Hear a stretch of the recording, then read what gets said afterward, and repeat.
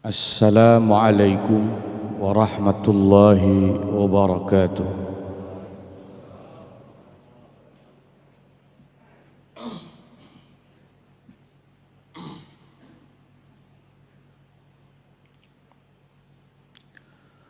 Alhamdulillahilladzi arsala rasulahu bil huda wa dinil haqq liyudhhirahu 'ala ad-din kullih.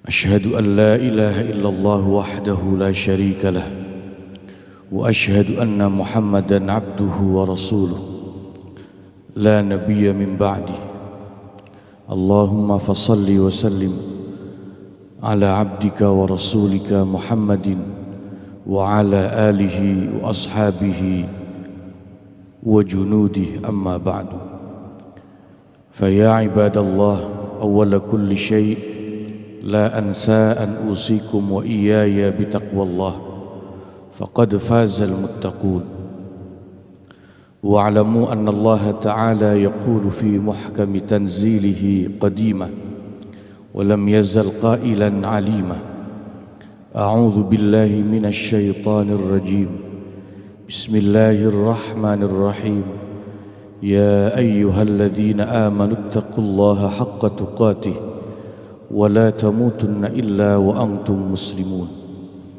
وقال النبي صلى الله عليه وسلم اتق الله حيثما كنت وأتبع السيئة الحسنة تمحوها وخالق الناس بخلق حسن صدق الله العظيم وصدق رسوله النبي الكريم ونحن على ذلك من الشاهدين والشاكرين والحمد لله رب العالمين.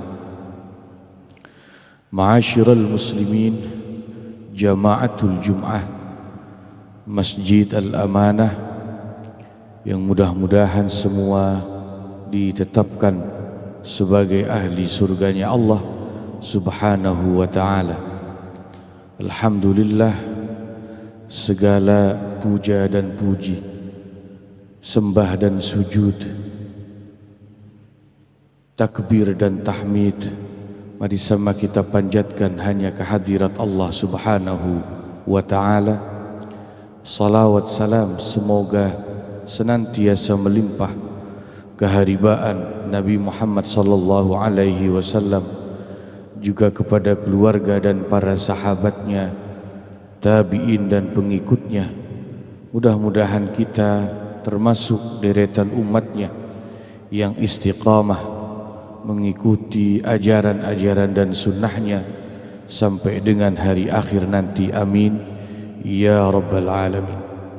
Jamaatul Jum'ah rahimakumullah, mengawali khutbah Jum'ah ini izinkan Al-Faqir untuk mengucapkan tahniah sehubungan dengan telah datangnya Hari Raya Idul Fitri 1 Syawal 1443 Hijriah, dengan ucapan dan doa taqabbalallahu minna wa minkum minal aidin wal faizin, mohon maaf lahir dan batin. Hadirin kaum muslimin jamaah rahimakumullah, di antara salah satu aset terpenting untuk mengukur kekayaan itu adalah persaudaraan atau ukhuwah dalam bahasa Islam. Ada 3 macam persaudaraan atau ukhuwah. Yang paling tinggi ukhuwah Islamiyah, ukhuwah antar sesama umat Islam. Yang kedua ukhuwah wataniyah, persaudaraan antar sesama anak bangsa. Dan yang terakhir adalah ukhuwah watani, ukhuwah insaniyah atau basyariyah, persaudaraan yang mengikat kita karena kita adalah sama-sama anak manusia. Kenapa aset terpenting dalam mengukur kekayaan itu adalah kuatnya ukhuwah atau persaudaraan. Saya ingin mengajak para jamaah untuk flashback dan mengingat kembali agar kita tidak lupa dan terbuai serta terlena menganggap bahwa kekayaan itu aset terpentingnya adalah materi, kapital, modal. Itu semua bukan aset terbesar dari kekayaan.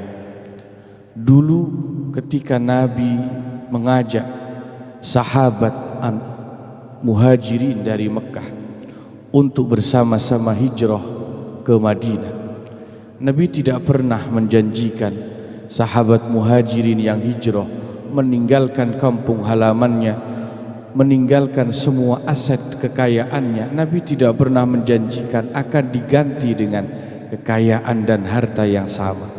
Tidak pernah ada janji itu dari Allah dan Rasul. Tetapi Allah dan Nabi hanya menjanjikan, faman kanat hijratuhu ilallah wa rasulih, barang siapa yang hijrahnya semata-mata karena mencari ridha Allah dan Rasulnya, fahijratuhu ilallahi wa rasulih, maka pasti hijrahnya itu akan sampai bisa mendapatkan ridha Allah dan Rasulnya.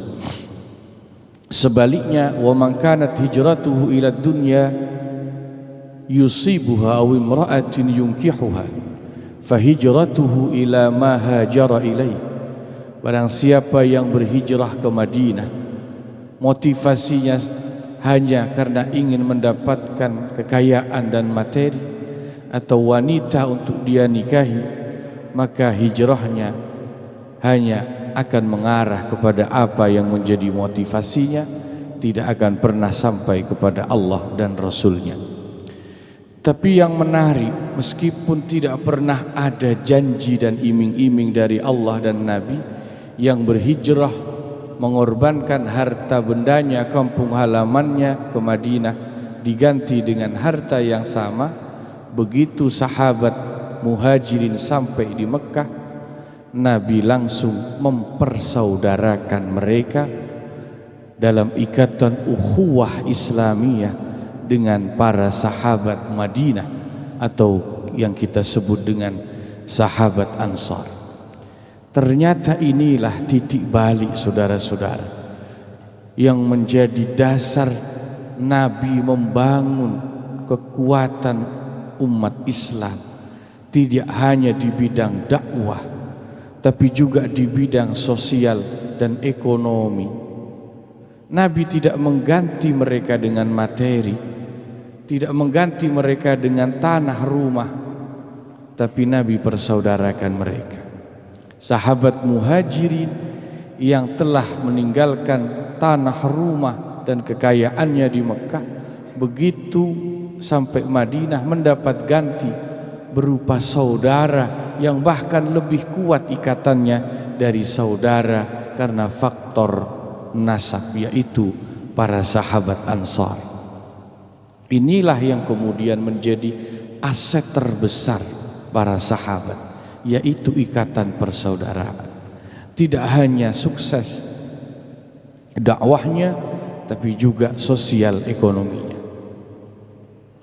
Maka saudara-saudara jamaah yang dimuliakan Allah, ini sesungguhnya mengajarkan dan menyadarkan kita betapa kalau kita ingin sukses di bidang sosial ekonomi, maka yang paling penting adalah ikatan persaudaraan, memperbanyak ukhuwah persaudaraan.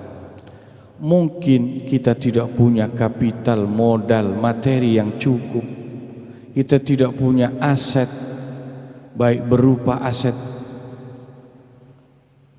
bergerak maupun aset yang tak bergerak.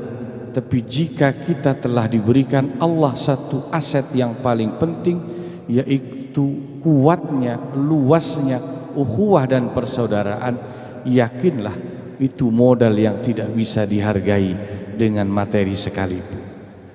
Dalam suasana lebaran ini, Allah Subhanahu wa ta'ala kembali menyadarkan kita akan pentingnya aset persaudaraan itu. Kita bisa melihat bagaimana orang rela mudik kampung jauh, mengeluarkan waktu, biaya, tenaga yang tidak sedikit. Demi apa? Demi tentu tetap menyambung tali silaturahim, menjaga ukhuwah persaudaraannya dengan orang-orang yang telah dia tinggalkan di kampung. Atau paling tidak bagi orang yang tidak mudik kampung, kita yang masih di Jakarta, kita menyadari betapa merawat ukhuwah persaudaraan itu memang sangat mahal, sehingga kita tidak sayang untuk mengeluarkan uang dan harta demi bersilaturahim di bulan Syawal ini. Ada harga yang tidak bisa diganti dengan materi ketika mudik, kata para ulama, yaitu bagaimana silaturahim, kerinduan akan kampung, alaqah, hubungan dengan orang tua dan saudara, kenangan indah di masa kecil dan lain sebagainya. Itu semua bagi sebagian orang tidak bisa dirupiahkan dengan nominal. Saudara-saudara jamaah Jum'ah yang dimuliakan Allah, maka beruntunglah orang yang sampai dengan saat ini masih terus merawat nikmat persaudaraan yang telah Allah berikan. Dalam surat Ali Imran, Allah dengan tegas menyatakan, wadhkuru idh kuntum a'da'an fa'allafa baina qulubikum. Ingatlah dulu ketika kalian itu masih bermusuhan, berkonflik, potensi kalian untuk menjadi musuh itu sangat besar. Tapi kemudian Allah dengan nikmatnya, fa asbahtum bi ni'matihi ikhwana, Allah dengan nikmatnya menjadikan kalian bisa rukun akur dalam ikatan persaudaraan. Dengan cara Allah lembutkan hati kalian. Manusia dalam ayat ini, kata ulama, jelas punya potensi bermusuhan itu besar dengan sesamanya. Tetapi nikmat Allah, anugerah Allah sematalah, Allah bersedia lembutkan hati kita untuk saling memaafkan, merawat ikatan persaudaraan itu sehingga persaudaraan itu tetap terjaga. Apa yang paling berbahaya yang bisa merusak ikatan ukhuwah? Tentu permusuhan, konflik kepentingan. Tetapi dari permusuhan, konflik kepentingan yang merusak tali ukhuwah dan persaudaraan itu, yang paling berbahaya kata ulama dalam kaidah mereka adalah permusuhan yang bersumber dari rasa hasud, sifat iri dan dengki. Ulama mengatakan, kullul adawati qad turja mawaddatuha illal adawata man adaka min hasad. Segala bentuk permusuhan itu masih mungkin diharapkan untuk saling berbaikan dan diganti dengan kasih dan sayang, terkecuali jikalau permusuhan dari orang yang memusuhimu itu sumbernya karena hasud dan dengki, maka sangat kecil peluang untuk mendamaikan kembali ikatan persaudaraan itu. Makanya riak-riak, kadang-kadang tantangan-tantangan, problem-problem merawat ukhuwah persaudaraan ini tentu tidak sedikit, saudara-saudara. Kadang kita dengan saudara kandung saja ada tidak akurnya, apalagi dengan orang lain. Tetapi ingatlah, setidak akurnya kita telah diingatkan. Jangan sampai putus silaturahim persaudaraan itu karena kita membiarkan bibit hasud dan kedengkian menguasai hati kita, karena sangat sulit sekali dicari obatnya.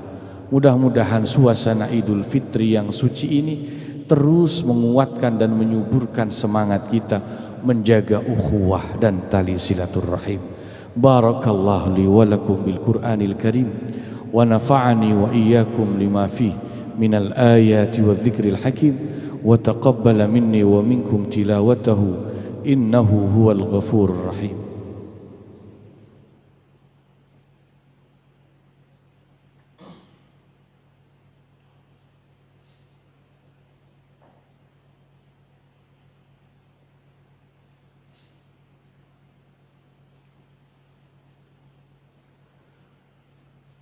Alhamdulillahil man'uti bi sifatit tanzihi wal kamal.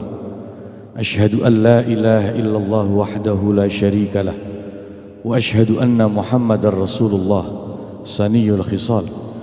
Allahumma fasalli wa sallim wa barik wa karrim ala nabiyyina Muhammadin wa ala alihi wa sahbihi khairi sahbi wa al, amma ba'du. Fa ya ibadallah ittaqullaha fa innakum alayhi tu'radun. واعلموا أن الله صلى على نبيه في كتابه المكنون وأمركم بذلك فأكثروا من الصلاة عليه تكونوا من الفائزين. وقال تعالى عز من قائل: إن الله وملائكته يصلون على النبي يا أيها الذين آمنوا صلوا عليه وسلموا تسليما.